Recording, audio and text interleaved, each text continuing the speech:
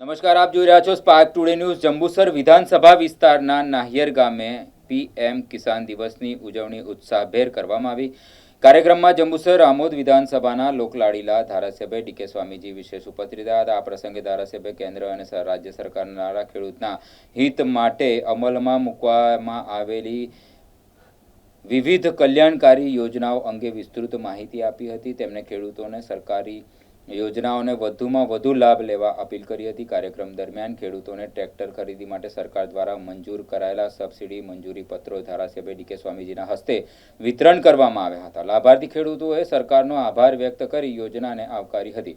આ કાર્યક્રમમાં તાલુકા પંચાયત પ્રમુખ દયામાં રાજદીપસિંહ, તાલુકા ભાજપ પ્રમુખ દીપકભાઈ ચૌહાણ, તાલુકા મહામંત્રી, જિલ્લા પંચાયતના સભ્યો, તાલુકા પંચાયતના સભ્યો તેમજ ભાજપના હોદ્દેદારો, કાર્યકરો અને મોટી સંખ્યામાં ખેડૂતો ખાસ ઉપસ્થિત રહ્યા હતા।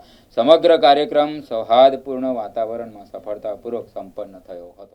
વંદે માતરમ, ભારત માતા કી જય। આજ રોજ આપણા સૌના આદરણીય અને વિશ્વ નેતા એવા વડાપ્રધાન મોદી સાહેબ દ્વારા કિસાન સન્માન નિધિ કાર્યક્રમનું આયોજન કરવામાં આવ્યું, જેમાં આજે સરકાર દ્વારા 23મો હપ્તો ખેડૂતના ખાતામાં 2,000 આજે મોદી સાહેબના હસ્તે જ્યારે એમના ખાતામાં નાખવામાં આવ્યા છે, ત્યારે હું આદરણીય મોદી સાહેબનો જંબુસર આમોદની જનતા વતી અને ખેડૂતો વતી ખૂબ ખૂબ અભિનંદન અને શુભેચ્છા પાઠવું છું।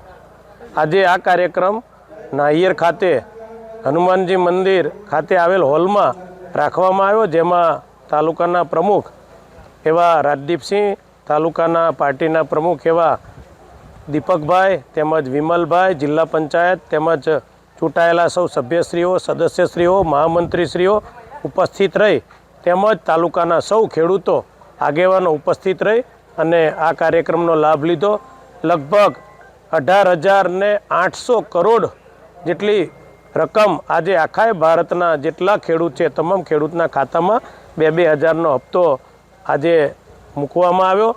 અને ખાસ તો આજે લગભગ 123 જેટલા એટલે કે 1,23 લાખ જેટલી રકમના આજે સૌ ખેડૂતોને ટ્રેક્ટર જે મંજૂર થઈ અને જે સબસિડી છે મળી છે, એ સબસિડીના પ્રમાણપત્ર પણ આજે તમામ ખેડૂતોને આપવામાં આવ્યો। બદલ ગુજરાત સરકારનો, ગુજરાતના કૃષિ મંત્રીનો હું હૃદયપૂર્વક ખૂબ ખૂબ આભાર વ્યક્ત કરું છું। અસ્તુ, ધન્યવાદ। વંદે માતરમ, ભારત માતા કી જય।